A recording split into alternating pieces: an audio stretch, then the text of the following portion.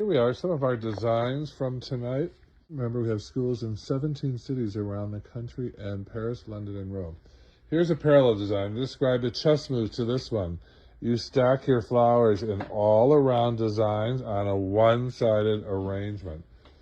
So it looks like a window box in full bloom, or a little landscape. I call it a diorama, like a little garden blooming on your property. And that's secret to this one. Here is a cluster and zone bouquet. I'm giving away all the secrets of my school. See how everything is clustered together. That is a cluster and zone bouquet. Isn't it beautiful? I love these. But all the like flowers are together, so it's like an Oprah Winfrey sweater, color blocked. So that's one of my favorites. Here's another one of my favorites. This contemporary piece.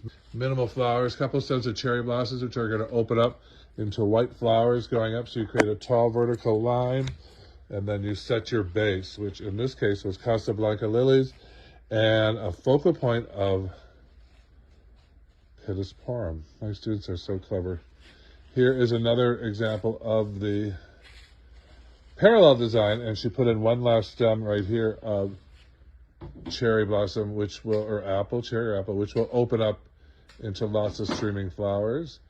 And another design we did tonight is another cluster and zone. All the greens are clustered together, one area of your pie. There's Dusty Miller, Pittis Porum, Grevillea, blue eucalyptus, and Italian euc, all creating this really pretty much all green, with a few lilies, again, that will open up into big giant orbs right there. You'll have a beautiful focal point in about 3 days.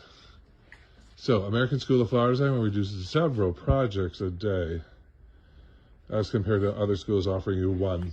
Come join us, Flower School 101.com.